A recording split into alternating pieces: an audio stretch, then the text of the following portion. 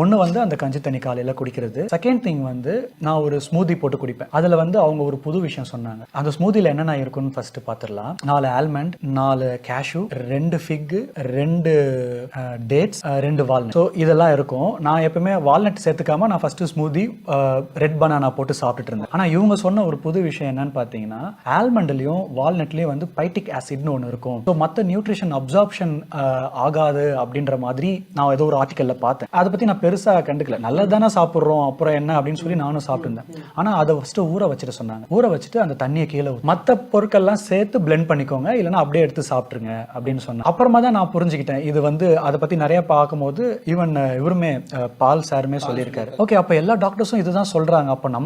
அப்போ டாக்டர் சொல்றதுல கண்டிப்பா ஒரு விஷயம் இருக்கு. நம்ம வந்து மல்டி வைட்டமின்ஸ் டேப்லெட்ஸ் வந்து ஃபர்ஸ்ட் கொடுத்துருந்தாங்க. அதுக்கப்புறம் அதை ஸ்டாப் பண்ணிட்டு சீட்ஸ் சொன்னாங்க. 5 சீட்ஸ் என்னன்னு பாத்தீங்கன்னா வாட்டர்மெலன், சன்ஃபிளவர், பம்கின், குக்கும்பர், ஃபிளக்ஸீட். இந்த 5 சீட்ஸுமே லைட்டா ரோஸ்ட் பண்ணிக்கணும். எவ்வளவு அளவு சொன்னாங்கன்னு பாத்தீங்கன்னா ஒரு டீஸ்பூன் ரோஸ்ட் பண்ணி மொத்தமா ஒரு டீஸ்பூனா எடுத்து நீங்க உள்ளங்கையில வச்சுக்கலாம். உள்ளங்கை வச்சீங்கன்னா இவ்வளவுதான் வரணும். அதை தான் வந்து ஒரு இது சாப்பிட சொல்றேன். சரி, இவ்வளவு சின்னதா இருக்கு, இதுல என்ன அப்படி நியூட்ரிஷன் கிடைக்கும்னு நான் யோசிச்சேன். ஆக்சுவலா பார்த்தோன்னா 30 கிராம்ஸ்ல ஒரு நாளைக்கு தேவையான ரெக்கமெண்டேஷன் ஆர்டிஏ ரெக்கமெண்ட் பண்றத வைட்டமின்ஸ் அண்ட் மினரல், ஃபைபர் அதுல இருக்குன்றத அப்புறமா நான் தெரிஞ்சுக்கிட்டேன். அந்த ஒரு டீஸ்பூன்ல ஒரு நாளைக்கு தேவையான ஃபைபர்ஸ் இருக்கு. ஆமா, ஒரு நாளைக்கு தேவையானனா நம்ம 60% கவர் ஆயிடுது அதுல. புரியுது. ஓகே. சோ அப்படின்னும் போது நம்ம அடுத்த டயட் நம்ம நார்மலா சாப்பிடக்கூடிய ஃபுட்ல 60% கவர் ஆச்சுன்னா நமக்கு அடுத்தடுத்து இருக்கக்கூடிய ஃபுட்ஸ்லயே அது அப்படியே. ஸோ இதை வந்து நம்ம ரொட்டீனாக ஃபாலோ பண்ணணும் அப்படின்றத மேம் சொல்லி தான் நான் தெரிஞ்சுக்கிட்டேன். ஏன்னா நான் பாடி பில்டிங்கில் கூட இதை நான் ஃபாலோ பண்ணதே கிடையாது. சீட்ஸ் மேட்ரு.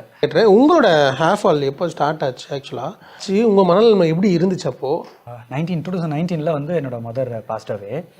அதுக்கப்புறம் ஒரு போஸ்ட் ட்ராமாவில் நான் இருக்கேன் அப்படின்னு புரிஞ்சுக்கிட்டேன். கொஞ்சம் வந்து எமோஷ்னலாக இருக்கும்போது ஹேர் ஃபால் நான் அதை பெருசாக கண்டுக்கல. அப்புறம் கோவிடும் வந்ததுனால எதுவோ ஒன்று இம்பேக்ட் ஆயிடுச்சு. என்னோட பாடி எல்லாமே வந்து பழைய மாதிரி இல்லைன்றதை நான் உணர்ந்துட்டேன். 21 அதுக்கப்புறம் பார்த்தோன்னா ஒரு வாட்டி ஃபஸ்ட்டு நான் ஹெட் ஷேவ் பண்ணும்போது பார்க்குறேன், இந்த மாதிரி லைட்டாக அங்கங்கே பேட்சாக இருக்குது. சரி, இது ரொம்ப பெரிய இஷ்யூ கிடையாது, பால்னஸ் மாதிரி தெரியலையே அப்படின்னு சொல்லி. அங்கங்கே பேட்சானா ஃபார் எக்ஸாம்பிள் இப்போ இந்த ரவுண்டாக அந்த மாதிரி சொல்கிறீங்களா? இல்லை, ரொம்ப டென்சிட்டி. ஆமா, டென்சிட்டி. அதாவது நம்ம மொட்டை அடிச்சு பார்த்தோம்னா அந்த இடத்துல சின்ன சின்ன கேப் தெரியும்.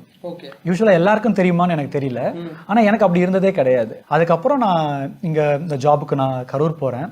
அப்போதான் பயங்கரமா ஹேர் ஃபாலை பார்க்குறேன். அது அப்போல்லாம் எனக்கு தெரியாது ஒரு நாளைக்கு 50 to 100 முடி கொட்டுறது நார்மலா அப்படின்னு. நீங்க எல்லாரும் சொல்ற மாதிரி டவல் எடுத்தா கைக்கு வரும், அதுக்கு கையில வரும், டவல்ல வரும், சீப்ல வரும், சும்மா உட்காந்து யோசிக்கும் போது தரையில கொட்டும். இதெல்லாம் பார்த்து நானுமே பயங்கரமா மன உளைச்சலான. நான் என்னோட சேனல்ஸ்ல வந்து மொட்டை அடிச்சு நான் வீடியோ போட்டிருந்தேன். அப்போ வந்து முடி இல்லாத தெரியும், கீழே ஒருத்தர் கமெண்ட் பண்ணியிருந்தாரு, என் பாப்பா தான் சொல்றாளே போடா சொட்டை அப்படின்னு போட்டிருந்தாரு. அந்த வார்த்தை வந்து எவ்வளவு கஷ்டப்பட்டது அப்படின்றது. ஆக்சுவலாக இப்போ மாற்றுத்திறனாளிகளை வந்து நம்ம டேரெக்டாக சொல்ல மாட்டோம், அவங்கள குறைய வந்து சொல்ல மாட்டோம்.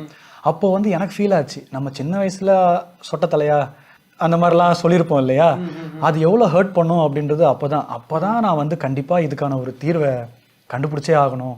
ஏன்னா நீங்கள் சொல்கிற மாதிரி அந்த செல்ஃப் கான்ஃபிடென்ட்டை திரும்ப கெயின் பண்ணி ஆகணும் அப்படின்னு முடிவு பண்ணேன்.